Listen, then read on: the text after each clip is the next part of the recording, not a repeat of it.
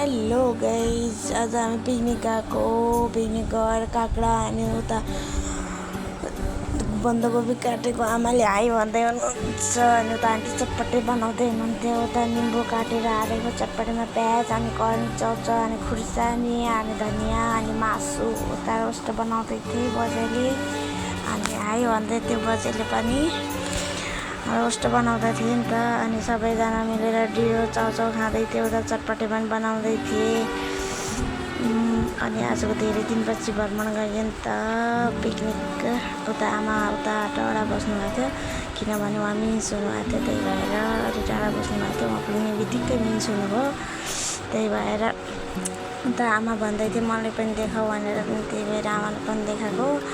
उता आन्टीले चटपटे बनाउँदैछु यता पनि देखा भनेर अनि उता देखाइदिएको। अनि आमा उता डियो बाँध्दै थिएँ अनि हाई भन्दै थियो उता आन्टी पनि।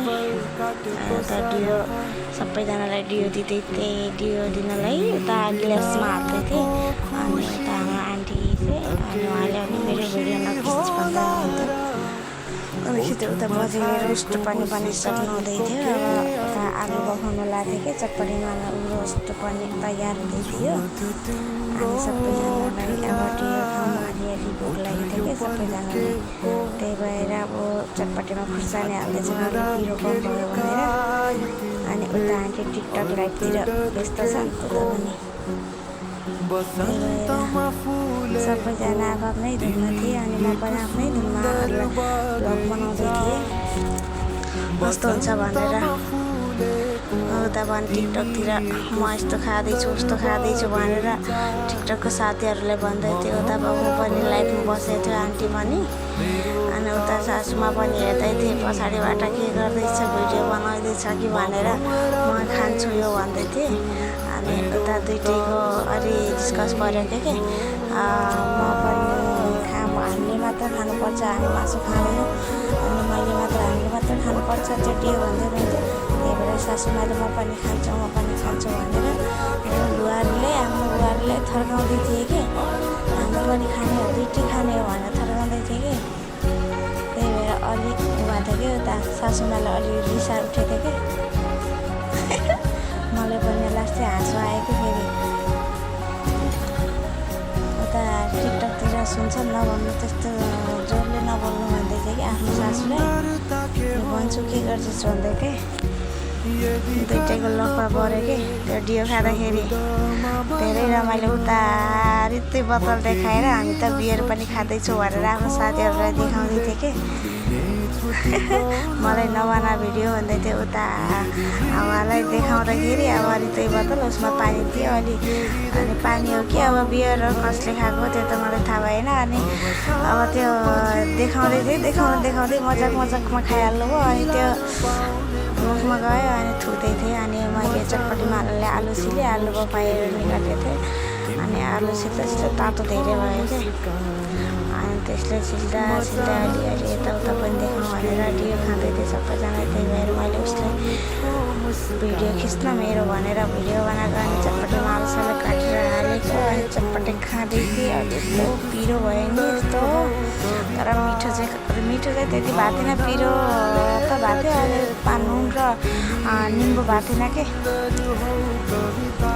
त्यही भएर मैले फेरि उता साइडमा गएर त्यो चटपटेलाई पनि खाँदै थिएँ, मैले भिडियो पनि भन्दै थिएँ।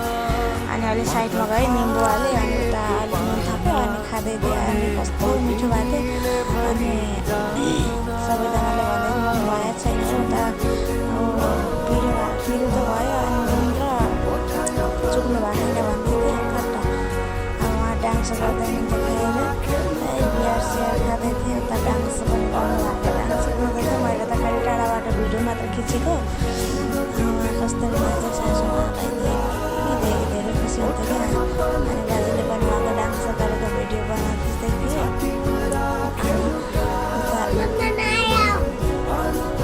गर्दै थिएँ कि भिडियो बनाउँदै उहाँहरू डान्स गर्दै थियो। अनि उता मैले भिडियो खिचेको देखेर उता मोबाइलतिर फर्केर अनि धेरै रमाइलो भयो। उता डान्स गर्दै थिएँ। अनि म भ्लग बनाउँदै थिएँ बनाएको भिडियोमा यस्तै बोलिरहेको थिएँ अनि मेरो छोरी मामा मामा भन्दै थियो उता यता र उता ठुसुक गर्दै थियो अहिले यता र यता अनि गुफरमा बनाउने चार्ज थिएन कि अब खाना पनि तयार हुँदैछ अनि उता अब के गर्ने भनेर हेर्दै थिएँ अनि सासूमा डान्स गर्दै हुनुहुन्थ्यो म नाच्छु यस्तरी भनेर अनि मैले भने माइत जाने हो त्यो झोला हालेर भन्दै कि मैले नि के हो यसमा भन्दै थिएँ फेरि उता डान्स गरेर थकिसक्नुभयो उहाँले चटपट खाएर हात नुहाएर उता दुईटा यस्तो भएको थियो उस्तो भएको थियो भनेर भन्दै थियो कि फेरि उता गएर गनगट्टा पनि मारेर उता राखेको थियो कि अनि पछाडि बोजूले खिचिदिनु भयो कि उता पोलेको रोस्ट पनि बनाउँदै थिएँ कति मिठो हुन्छ हौ पोलेको रोस्ट चटनी बनाउनलाई एउटा टमाटर अनि चुलोमा राखेँ उसलाई पिसेर अनि उसलाई रोस्टमा मिक्स गरेर धनियाँ हालेर खुर्सानी हालेर अनि प्याज मैले हालिदिएको प्याज हालेर मिक्स गर्नुभयो अनि कस्तो दामी हो खाउ जस्तो लागेन कि मिठो होला जस्तो देखेको खै अब खाँदाखेरि कस्तो हुन्छ अब उसलाई त्यो तेलमा तारेको रोस्ट अनि यसलाई भुटन भन्छन् के भन्छन् खै मलाई त्यति थाहा छैन अब म टमाटर काट्छु कि मासुमा हाल्नु र मासु पनि त पकाउनु पऱ्यो फेरि बानेर सबलाई दिएको कि बानेर अब खान्छौ भनेर तयारीमा थियो खै कस्तो हुन्छ भनेर अब डियो पनि दिएको अनि डियो पनि खाएको मासु चाहिँ अनि रोस्ट चाहिँ मिठो भएको थियो अनि डियोसँग खाँदाखेरि त धेरै दामी ल कति मिठो भएको थियो डियो पनि खाएँ यस्तो मजा आउने रहेछ नि पिकनिक गयो उता उहाँहरू फोटो खिच्न लागेर फोटो खिच्दै थिएँ बाजेले अनि बुहारीहरू फोटो खिच्ने सासू उता डान्स गर्ने बजाइले फोटो खिच्ने अनि भात मासु पनि पाक्यो अनि खायौँ सबैजनाले मिठो भएको थियो रमाइलो भयो पिकनिक आएको उता करेन्ट मासु नखाने करेन्ट चाउचाउ देखाइरहेको थिएँ ऊ पनि भात खाँदैछ बजेले सबैलाई बान्यो अनि आफूले चाहिँ पछि खाएको हो उता पनि मेरो भिडियो पनि खिच्दैछस् भन्दै थियो सबैजना रमाइलो गयो उता आमा पनि सुनाएको थियो उहाँलाई पनि भात दिएर खाँदै थिएँ अनि मैले नि भात हालेर कस्तो हुन्छ खाउँ भनेर खाएको अनि खाएर हामी त अनुहाको भिडियो बनाएर अनि बाई बाई गाइज भनेर अनि घर फर्क्यौँ हामीहरू सबैजना उता बजाइले टाउकोमा टाम्के राखेर मेरो भिडियो नबनाए भन्दै थिएँ मैले उहाँलाई सबैको भिडियो बनाउँछु